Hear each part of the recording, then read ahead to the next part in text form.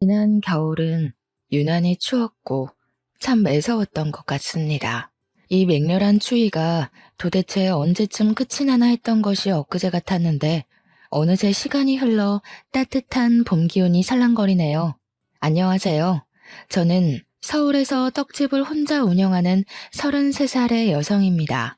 사연을 쓰기 위해 저의 지난 몇 년을 떠올려 보니 다사다난이라는 단어가 떠오릅니다. 아침에 눈을 뜬다는 것 자체가 괴로울 정도로 힘들고 슬프고 분노에 가득 차 있었는데 이 또한 시간이 흐르니 제 마음이 안정되어 이렇게 여러분께 이야기할 수 있을 정도가 되었네요. 아직도 제 마음의 상처는 여전하지만 오늘 이 자리를 통해 저의 아픈 과거를 훌훌 털어버리고 싶어 사연을 보내봅니다. 저희 부모님은 제가 아주 어릴 때부터 서울에서 떡집을 하고 계셨습니다. 직접 운영하셨던 것은 아니고 떡집을 운영하시는 사장님 부부가 따로 계시고 저희 부모님은 사장님 부부 밑에서 일을 하셨어요. 사장님 부부는 저희 부모님께 떡 만드는 다양한 기술을 알려주시기도 하시고 제가 떡집에 놀러 가면 정말 잘 놀아주셨습니다. 또한 제가 부모님께 혼나서 풀이 죽어 있으면 사장님 부부는 제 옆에서 혼난 이야기를 다 들어주셨고 때로는 제 기분이 풀어지도록 부모님을 혼내준다고 하셨어요. 그러면서 갓 나온 뜨끈한 떡을 주시곤 했는데 그때 그 떡이 얼마나 맛있었던지 모르겠습니다. 아직도 그 맛은 잊히지 않네요. 저는 이렇게 잘해주시는 두 분을 삼촌 이모라고 부르며 사장님 부부를 우리 부모님보다 더 잘 따랐답니다. 제 인생 최고의 어른이신 사장님 부부에게는 아들이 하나 있었어요. 그의 이름은 이호준인데 학교에 다닐 때부터 공부를 참 잘했고 얼굴도 꽤 잘생기고 친구들에게 인기도 참 많았답니다. 거의 매학년 반장을 했었고 전교 회장도 꽤 했었습니다. 호준이의 부모님과 저의 부모님이 같은 떡집에서 일하시다 보니 저와 호준이는 매일 붙어 다니며 같이 등하교했어요.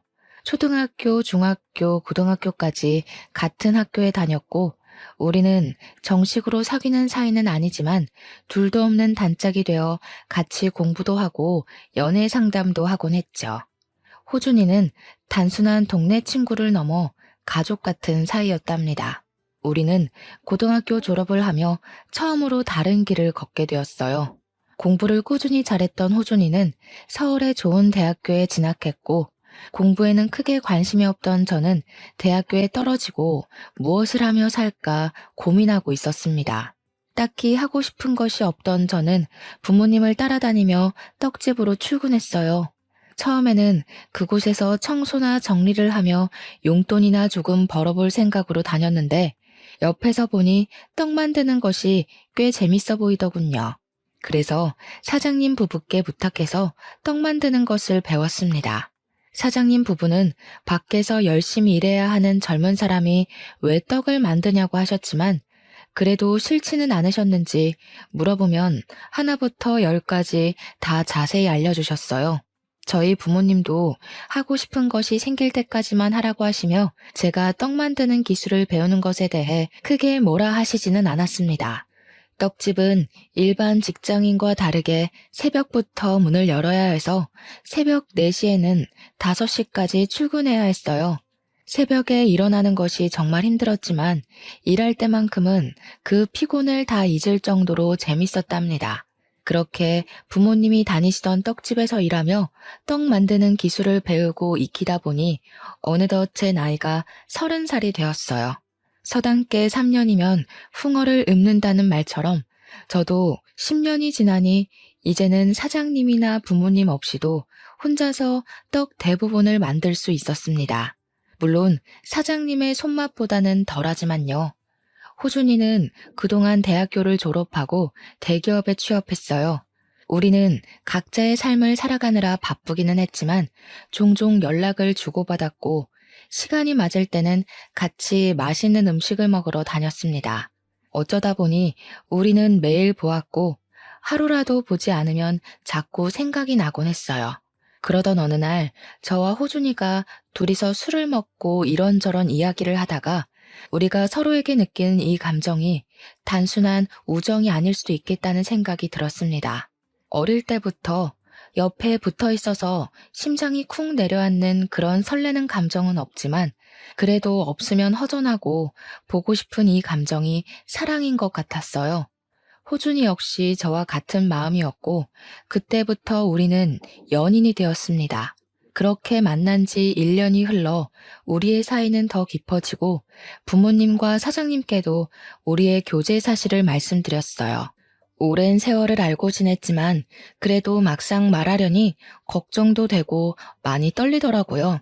그러나 저의 걱정이 무색할 정도로 사장님 부부는 우리의 만남을 축하해 주셨습니다. 그러면서 저를 오랜 세월 동안 보면서 우리 아들의 짝이 되었으면 좋겠다고 생각했는데 정말 그렇게 되어서 너무 기쁘다며 이제 딸이 하나 생겼다고 생각할 테니 서로 잘 만나고 결혼도 하라고 하셨답니다.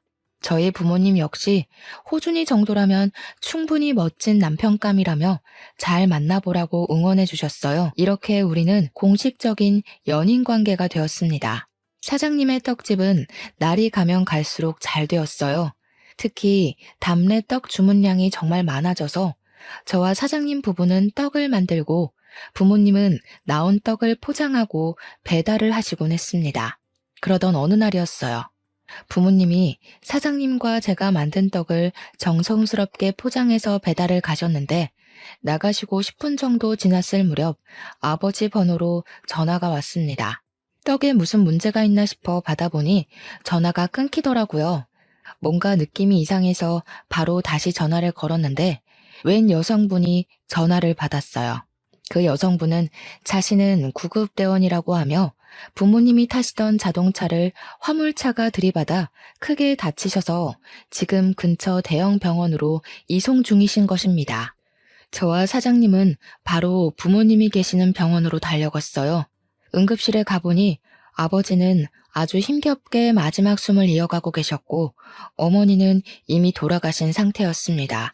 저는 그 모습을 보고 충격을 받아 다리에 힘이 풀려 주저앉았고 아버지는 사장님의 손을 잡고 힘겹게 무슨 말씀을 하신 뒤 다시는 눈을 뜨지 못하셨어요. 이렇게 저와 부모님은 하루아침에 어이없는 사고로 영원한 이별을 하게 되었습니다. 사장님 부부와 호준이의 도움으로 부모님의 장례식을 무사히 마치고 저는 이제는 부모님이 계시지 않는 떡집으로 출근했어요. 사장님 부부는 괜히 무리하지 말고 조금 쉬다 오라고 했지만 가만히 있으면 더 슬프고 자꾸 부모님이 생각나서 일에만 미쳐서 살았습니다. 그렇게 한 달 정도가 지났어요. 사장님이 진지하게 할 말이 있다고 하며 오늘은 일찍 가게 문을 닫고 호준이까지 불러서 다 같이 저녁을 먹자고 하셨습니다. 사장님은 그날 가게 문을 일찍 닫고 근처에 꽤 비싼 한정식 집을 가셨어요. 오랜 세월을 알고 지냈지만 같이 이런 곳을 와본 적이 없어서 도대체 무슨 말씀을 하시려고 이런 곳까지 오시나 궁금했습니다. 자리를 잡고 앉아 있는데 호준이가 들어오고 사장님은 비싼 코스 메뉴를 주문하셨어요. 그러고 나서 아주 조심스럽게 저와 호준이가 아직도 잘 만나고 있는지 물어보셨습니다. 우리는 가끔 다투기는 해도 아직 잘 만나고 있다고 말씀드렸더니 사장님께서 대뜸 둘이 결혼을 하는 것이 어떠냐고 하셨어요. 갑작스러운 사장님의 말씀에 당황스러워서 우리가 아무 말도 하지 못하고 있었습니다.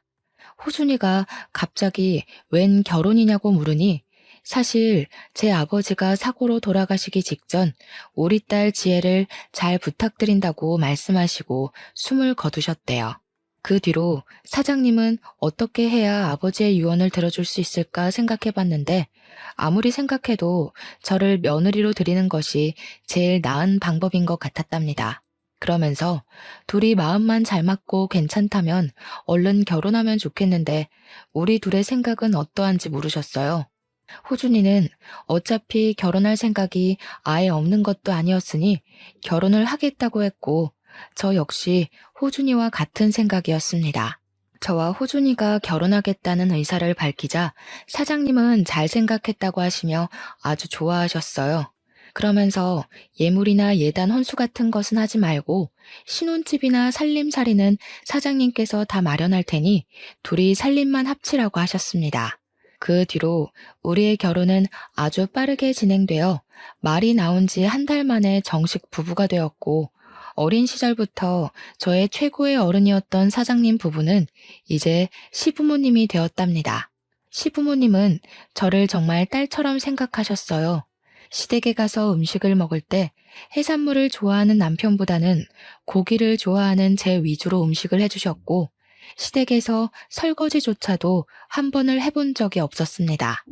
저를 위해 음식을 차려주셨으니 설거지를 하려고 해도 시부모님은 새벽부터 떡집에서도 일하고 집에서도 자기 아들 밥을 차리고 설거지 매일 할 텐데 무슨 시댁에 와서도 설거지냐고 하시며 절대 못하게 하셨어요. 또한 다 같이 TV를 보다가 뭐가 맛있어 보인다고 하면 다음날 아니면 다음 주에라도 반드시 음식을 사오시거나 만들어 주셔서 시부모님 앞에서는 맛있겠다는 말도 함부로 하지 못했답니다. 우리가 밖에 나가면 사람들은 다들 저를 시부모님의 친딸로 보았어요. 저는 그런 시부모님을 보면 꼭 돌아가신 부모님이 다시 살아서 오신 것 같았고 많이 부족한 저를 진짜 딸처럼 잘 챙겨주시는 시부모님을 친부모님처럼 모시고 살아야겠다고 다짐했습니다. 남편 역시 저에게 너무 잘해주었어요.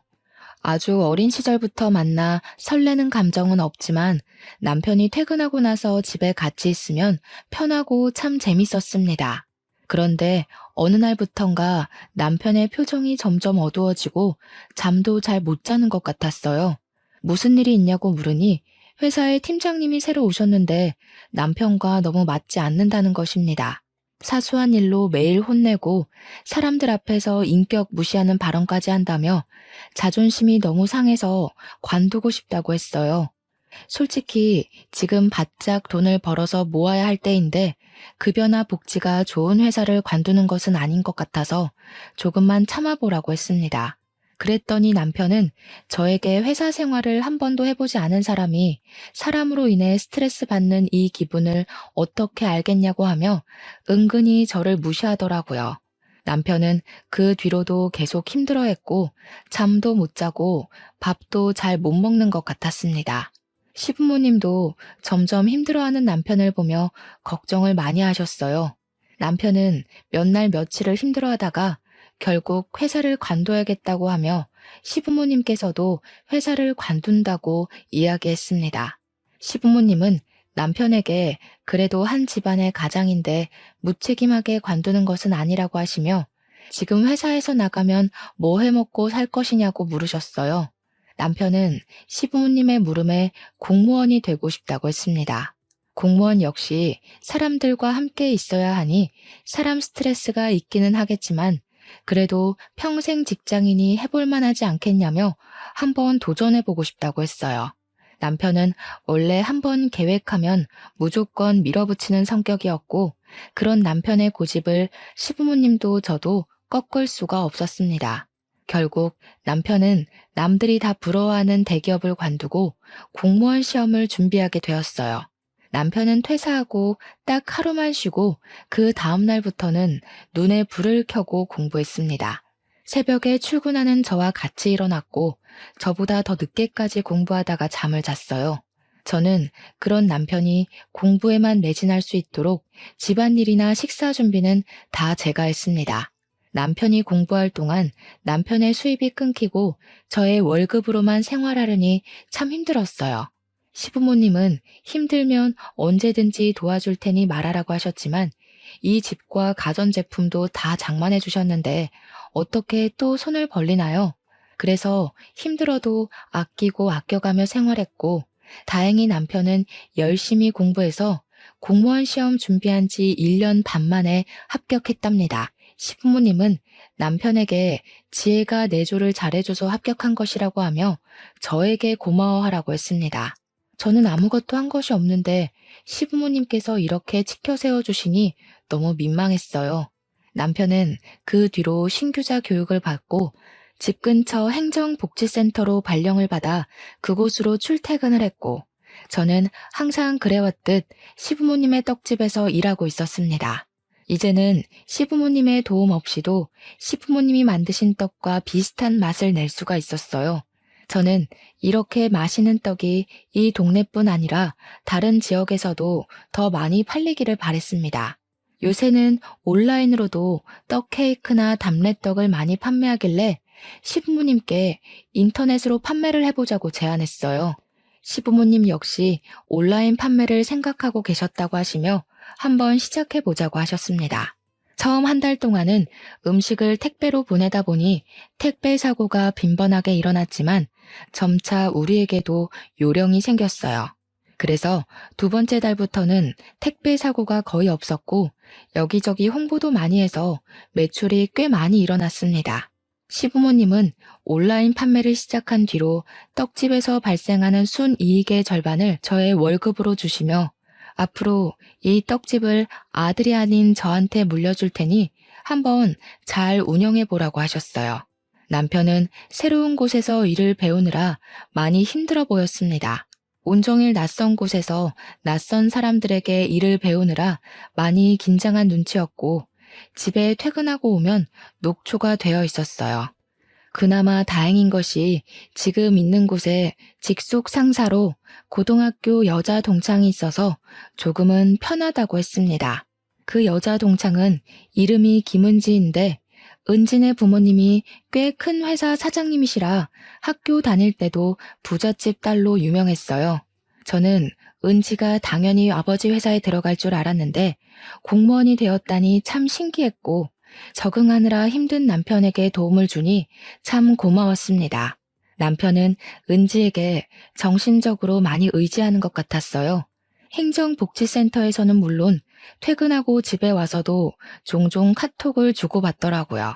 일이 마치고 집에 왔는데도 직장 상사와 카톡을 주고받을 일이 뭐가 있나 궁금해서 물어봤지만 남편은 회사 업무가 퇴근하고 왔다고 끝이 아니라고 하며 원래 다들 이런다고 했습니다. 사실 저는 떡집 말고 일반 회사에서 일해본 적이 한 번도 없었기에 회사원들은 퇴근하고도 이렇게 계속 업무상의 연락을 주고받나 보다 생각했어요. 그리고 무엇보다 저는 새벽에 출근해서 매일 일찍 잠을 자야만 했기에 남편이 밤늦도록 카톡을 해도 거기에 대해 신경 쓸 겨를도 없었습니다. 하루는 남편이 은지한테 너무 많이 도움을 받는다고 하며 다 같은 고등학교 동창이니 주말에 함께 밥을 먹자고 했어요. 저는 오랜만에 동창을 만날 생각에 그저 좋았습니다. 만나기로 약속한 주말이 되었어요. 저는 그냥 평소에 입던 대로 입으려고 했는데 남편은 그래도 오랜만에 친구를 만나니 예쁘게 잘 차려입고 나가라고 했습니다. 제가 소개팅을 하는 것도 아니고 고등학교 여자 동창을 만나러 가는데 왜 굳이 그래야 하냐고 했어요. 그랬더니 남편은 결혼한 사람이 예쁘게 잘 꾸미고 다니면 서로 보기 좋지 않겠냐고 했습니다. 이 일로 저와 남편은 살짝 투덕거리다가 결국 남편이 골라준 옷을 입고 조금 늦게 식당으로 향했어요. 은지는 이미 식당에 와 있었습니다. 제 기억 속의 은지는 그저 귀여웠던 것 같은데 31살이 된 은지는 키는 작아도 세련되고 여자인 제가 봐도 정말 예뻤어요. 반면에 저는 떡집에서 일하는 흔하디 흔한 아줌마 같아서 뭔가 묘하게 비교되는 듯한 느낌이 들었습니다. 남편은 은지에게 참 상냥했고 은지는 그런 남편의 행동이 꽤 익숙해 보였어요. 제 남편이 그러는 모습이 참 낯설기도 하고 기분이 좋지 않았지만 다 같은 친구이니 그럴 수도 있겠지 하고 말았습니다. 저는 은지에게 남편이 지금 힘든 시기인데 여러모로 도와줘서 고맙다고 했어요. 은지는 우리가 남도 아니고 같은 고등학교 나온 동창인데 당연히 도와줘야 하는 것 아니냐며 씩 웃고는 앞으로도 종종 만나서 같이 식사도 하고 놀기도 하자고 했습니다. 분명히 은지는 좋은 의도로 이야기하는 것 같았지만 왠지 모르게 뭔가가 참 불편했어요.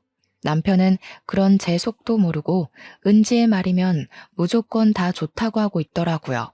남편과 은지는 좋았지만 저는 그 식사 자리가 참 불편했습니다. 그날 집에 오면서 남편은 은지 옷 입는 거 봤냐고 하며 저와 은지가 같은 나이인데 왜 그리 옷도 못 입고 아줌마가 되었냐고 타박을 했어요. 저는 솔직히 제가 회사에 다니는 것도 아니고 남들이 거의 보지 않는 새벽에 나가서 일찍 퇴근하는데 꾸밀 일이 뭐가 있냐고 했습니다. 그래도 옷 입는 것 좀 신경 좀 써. 그러다가 내가 너를 여자로 안 보면 너 어쩌려고 그래? 그때 가서 후회하지 말고 평소에 관리도 좀 하고 옷 입는 것도 신경 써, 은지처럼. 아까 식당에서 은지랑 너 비교되었던 거 알아? 누가 봐도 은지는 20대로 보이고 너는 30대로 보이더라. 야, 아무리 그래도 어떻게 나한테 말을 그렇게 해? 솔직히 이런 말 너한테 듣는 거 정말 불쾌해. 그리고 내가 꾸미기 싫어서 안 꾸미니? 네가 잘 다니던 회사 관두고 공무원 시험 본다고 하며 수입이 없는 바람에 아껴 쓰느라 꾸밀 수도 없었잖아. 넌 어떻게 말을 그렇게 하냐? 하긴 너같이 고졸의 떡집에서만 일하던 애가 사회생활이 힘든지 어떤지 어떻게 알겠어. 그리고 솔직히 말해서 너 같은 애가 나같이 좋은 대학교 나오고 공무원 남편 어디서 구할 수 있을 것 같아? 부모님이 한순간에 돌아가셔서 불쌍해서 결혼해줬더니만 어디에서 지금 큰 소리야? 저는 남편의 말에 크게 상처를 받았고 그날 집에 들어와서까지 싸웠고 돌아가신 부모님 생각이 나서 펑펑 울었어요. 다음 날, 전날 밤에 우는 바람에 눈이 팅팅 부은 채로 떡집에 출근했습니다. 눈도 붓고 잠도 거의 못 잔 채로 출근한 저를 본 시부모님은 무슨 일이 있었냐고 걱정하셨어요. 저는 말을 하지 않으려 했지만 시부모님이 너무 걱정하시고 자꾸 물어보셔서 어쩔 수 없이 어제 있던 일을 다 말씀드렸습니다. 시부모님은 어떻게 자기 부인한테 그런 말을 할 수가 있냐며 크게 화를 내셨고 결국 그날 저녁 남편은 퇴근하자마자 떡집으로 불려와 호되게 혼이 났어요. 남편은 저에게 말로는 미안하다고 했지만 얼굴은 전혀 미안한 표정이 아니었습니다. 그 뒤로 저와 남편은 이전과는 다르게 어색해지고 집에서도 딱 필요한 말 아니면 굳이 다른 말은 하지도 않았답니다. 남편이 공무원이 된 지 2달째 되었을 때였어요. 남편 부서의 회식과 일이 많아져서 저녁을 매일 밖에서 먹었고 일주일에 1번에서 2번은 밤늦게까지 술을 먹고 들어왔습니다. 그리고 주말에는 갑자기 상갓집이나 결혼식에 갈 일이 많았는데 꼭 혼자서만 다녔어요. 솔직히 새벽부터 떡집에서 일하고 퇴근하고 와서 남편의 저녁상을 차리느라 힘들기는 했지만 막상 매일 저녁을 밖에서 먹고 들어오니 왠지 모르게 씁쓸했습니다. 우리가 서로 안 지 오래되기는 했지만 지금 신혼이잖아요. 그런데 남편은 항상 밖으로만 다니고 저는 집에만 있으니 결혼해도 외로웠고 항상 혼자만 있는 기분이었습니다. 시부모님은 이런 우리의 모습을 보며 걱정을 하셨고 남편만 따로 불러서 저한테 잘해주라고 말씀하셨지만 여전히 남편은 밖으로만 돌아다녔어요. 그러던 어느 날이었습니다. 떡집에서 퇴근하고 집에 오다가 옆집에 사는 언니를 만났어요. 이 언니는 처음에 여기로 이사 오면서 우연히 알게 되었는데 저보다 나이는 3살이 많고 혼자 살고 있었습니다. 언니가 저에게 그동안 잘 지냈냐고 하며 신혼인데 남편이랑 사이는 어떠냐고 물어봤어요. 저는 남편이 일 때문에 바빠서 얼굴도 잘 보지 못한다고 했습니다. 언니는 저의 이야기에 심각한 표정을 지으며 사실 언니가 요새 저녁에 시내의 음식점에서 아르바이트 하는데 남편이 다른 여자와 시내를 다니는 것을 몇 번이나 봤다는 거예요. 아무리 봐도 저는 아닌 것 같은데 다정하게 손을 잡고 거의 매일 저녁 7시에서 9시 사이에 나타난다고 했습니다. 그러면서 언니는 솔직히 이 말을 할지 말지 많이 고민했지만 그래도 말은 해야 할 것 같다는 생각에 조심스럽게 말한다고 했어요. 제가 어제도 봤냐고 했더니 어제는 7시 정도에 시내에서 팔짱 끼고 걸어 다니는 것을 봤다고 했습니다. 그러면서 혹시나 해서 사진을 찍었다며 언니가 찍은 사진을 보여줬는데 보니까 남편과 은지가 팔짱을 끼고 누가 봐도 연인처럼 걸어 다니고 있었어요. 그 전날에도 사진을 찍었는데 역시나 남편과 은지였습니다. 저는 일단 언니에게 그 사진을 받은 후 집에 들어가서 남편에게 전화했지만 받지 않았어요. 의심은 가는데 전화는 받지 않으니 화가 잔뜩 난 저는 남편이 전화를 받을 때까지 계속 전화를 했습니다. 한 5번 정도 전화를 하니 그제야 남편이 전화를 받았고 바쁜데 왜 이리 전화질이냐고 짜증을 냈어요. 저는 당장 따지려다가 일하고 있으니 참고 오늘 반드시 해야 할 말이 있으니 퇴근하면 바로 들어오라고 했습니다. 남편은 겨우 그 말 하려고 전화했냐고 하며 그냥 전화를 끊어버렸어요. 그날 남편은 자정이 되어도 제가 출근하는 시각인 새벽 4시가 되어도 집에 들어오지 않았고 전화도 받지 않았습니다. 결국 저는 뜬 눈으로 밤을 새운 채 출근했고 시부모님은 초췌해진 제 얼굴을 보고 무슨 일이 있냐고 물어보셨어요. 남편이 다른 여자를 만난다는 사실을 말씀드리려다가 아직 확실한 것도 아니니 그것은 말씀드리지 않고 남편이 집에 들어오지 않았다고만 이야기했습니다. 시부모님은 결혼한 지 얼마나 됐다고 외박이냐고 하며 잠도 한숨도 못 잔 것 같은데 컨디션이 좋지 않은 날에는 일하면 사고 나니 오늘은 집에서 쉬라고 하셨어요. 저는 괜찮다고 일을 한다고 했지만 시부모님은 기어이 저를 집으로 보내셨고 시부모님의 성화에 어쩔 수 없이 집에 갔습니다. 그런데 현관문을 열고 들어가니 뭔가 이상했어요. 저는 분명히 불을 다 끄고 나왔는데 집안 불이 다 켜져 있었어요. 게다가 현관에는 남편의 신발과 웬 여자의 신발이 나란히 놓여 있더라고요. 저는 설마 하는 마음으로 집에 들어갔습니다. 부엌에서 남편의 말소리가 들려 가보니 남편과 은지가 나란히 앉아 제가 한 밑반찬을 먹으며 신혼부부처럼 아주 다정하게 이야기를 나누고 있었어요. 순간 피가 거꾸로 솟고 눈이 뒤집히며 화가 나 온몸이 부르르 떨렸습니다. 저는 남의 집에서 둘이 뭐하는 짓이냐고 하며 소리쳤고 분노에 찬 저의 소리에 남편은 깜짝 놀라 출근해야 할 이 시간에 여기에 왜 있냐고 물어봤어요. 너 그동안 회사에서 일한다고 해놓고서 은지 얘랑 같이 있었지? 어제 옆집에 사는 언니가 그러더라. 저녁 시간에 네가 어떤 여자랑 같이 손잡고 팔짱 끼고 다정하게 다닌다고. 그래. 나 은지랑 만난 지 조금 됐어. 지질이 궁상인데다가 떡만 만드는 네가 이제 더는 여자로 안 보여. 네가 인물이 좋기를 하니, 집이 잘 살기를 하니, 아니면 여자로서의 매력이 있기를 하니. 아무리 생각해도 내가 너와 함께하는 미래는 행복하지 않을 것 같아. 그런데 은지는 예쁘지, 집안도 좋지, 매력도 있지. 이런 여자가 날 좋아한다는데 내가 왜 거절해? 안 그래? 어떻게 네가 나한테 그럴 수 있어? 아니 그럼 도대체 나랑 왜 사귀고 왜 결혼했어 왜? 한순간에 부모님 다 잃고 고아가 되어버린 네가 너무 불쌍했거든. 단순히 네가 불쌍해서 느끼는 연민의 감정이었는데 그게 사랑이라고 착각했지 뭐야. 내가 너와 결혼한 건 순수하고 젊은 시절의 내 실수였어. 사실 그동안 나와 은지 매일 데이트했고 우리는 서로서로 강력히 원하고 사랑해. 그리고 솔직히 대학교도 나오지 못하고 그깟 떡집에서만 일하는 너보다는 같은 공무원의 대학교 졸업한 은지가 나랑 더 잘 어울리지 않겠니? 그러니까 네가 이쯤에서 포기하고 물러나. 그러면 내가 위자료 섭섭지 않게 챙겨줄게. 너희 바람을 피워놓고선 뭐가 이리 당당해? 지금 이렇게 잘못하다 걸렸으면 무릎 꿇고 사과라도 해야 하는 거 아니야? 진짜 너무 황당해서 말이 다 나오지 않는다. 아, 피곤하다. 나랑 은지는 출근 전에 좀 자야겠으니까 온 김에 우리가 먹은 그릇 설거지나 하고 있어. 우리는 들어가서 좀 잘게. 어제 밤을 새웠더니 너무 피곤하네. 남편은 은지를 데리고 큰 방으로 들어가 문을 잠가버렸습니다.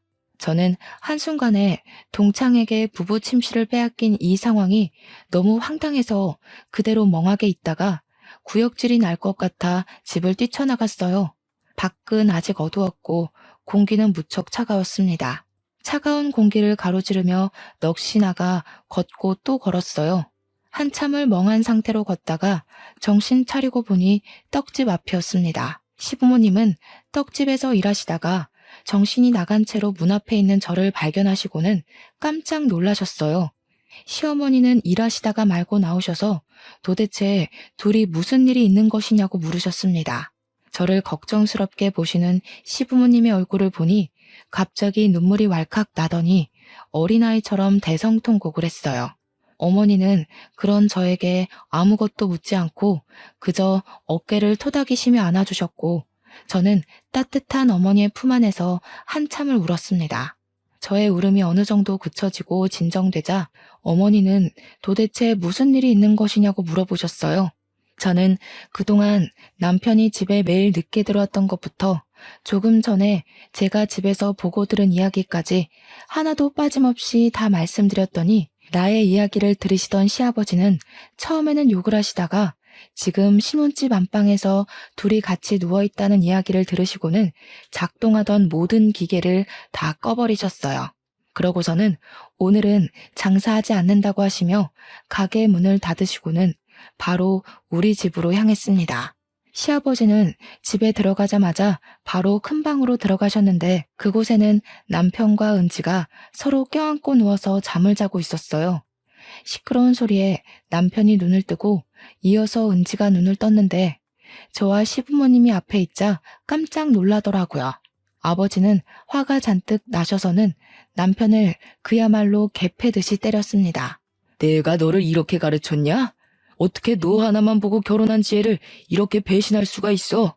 네가 그러고도 사람이야? 이 얼빠진 놈아. 아버지, 그만 좀 때리세요.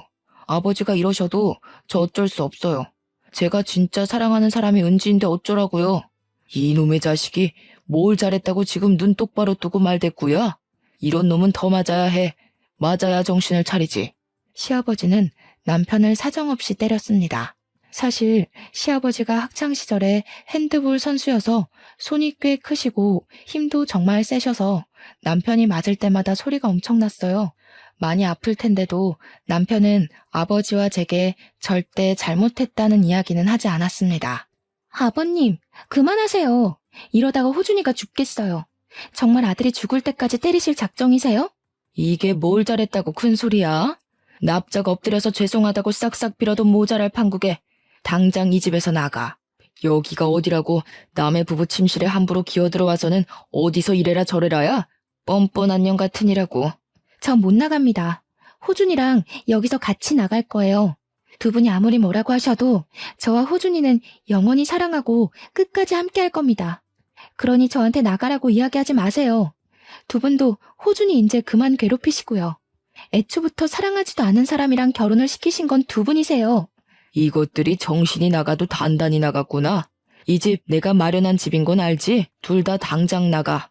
이호준, 이제 넌 내 아들 아니다. 나 너 호적에서 파버릴 거야. 그러니까 나가서 다시는 내 눈앞에 나타나지 마. 갈아 마셔도 시원찮을 놈들 같으니라고. 시부모님은 잘못을 인정하지 않고 오히려 당당한 남편과 은지를 집에서 내쫓아 버렸습니다. 저는 둘이 쫓겨나가는데 속이 후련하다기보다는 그저 눈물이 났어요. 도대체 이게 무슨 상황인가 싶고 왜 제게 이런 일이 생기나 싶었습니다. 시어머니는 저를 안아주시며 어깨를 토닥여주셨고 시아버지는 둘이서 당장 갈라서라고 하셨어요. 그러시면서 호준이 저놈은 이제 아버지의 아들이 아니고 저를 딸로 생각할 테니 우리 셋이서 같이 살자고 하셨습니다. 그리고 저에게 아들을 못나게 키워서 고생시킨 것 같아 정말 미안하다고 하셨어요. 저는 시부모님의 손을 꼭 잡으며 저의 마음 알아주시고 위로해 주셔서 감사하다고 했습니다. 시부모님의 말씀에 너무 감사해서 울고 남편 때문에 화나서 울고 정말 이날은 온종일 펑펑 울기만 했네요. 시부모님은 제가 괜찮다면 일단 이 집에서 시댁에서 같이 살자고 하셨어요. 이미 남편의 마음은 되돌릴 수 없을 정도로 떠났으니 이혼해야겠다는 생각이 들어서 알겠다고 했습니다. 그 길로 저는 제 짐을 다 챙겨서 시댁으로 들어갔어요. 시어머니는 잠도 못 자고 종일 먹지도 못하는 저를 위해 정성껏 죽을 끓여주셨습니다. 솔직히 음식이 입에 들어가지는 않았지만 일단 먹고 기운 차려야 잘못한 사람에게 화도 내고 복수도 할 수 있다며 먹기 싫어도 먹으라고 하셨어요.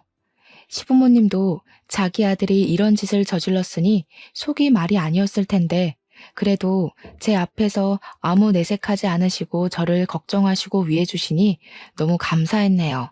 시부모님은 이제부터 여기가 우리 집이라 생각하고 뭐 하려고도 생각하지 말고 편히 지내라고 하셨습니다. 저는 그런 시부모님께 너무 감사했고 이분들의 진짜 딸이 되어 평생 모시고 살겠다고 다짐했어요. 혼돈의 하루가 지나고 다음 날이 되었습니다.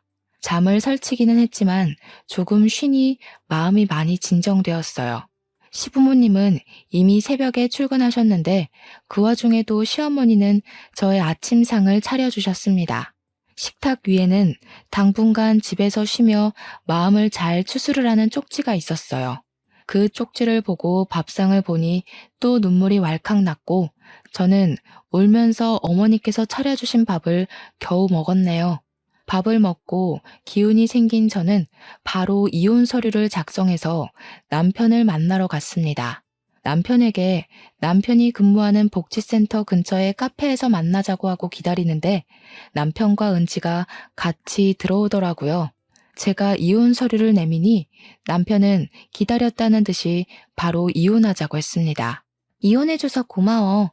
사실 네가 고등학교밖에 나오지 않았고 그동안 떡만 만들었다길래 무식할 것 같아서 말이나 잘 통할까 싶었는데 그래도 잘 알아먹고 먼저 이혼하자고 하니 다행이네. 뭐 이렇게 되었으니 너도 이제 앞으로는 잘 먹고 잘 살길 바래. 참, 여기 오는 길에 내가 돈 좀 뽑았어. 위자료라 생각하고 이 돈 받고 예쁜 옷도 좀 사드리고 해.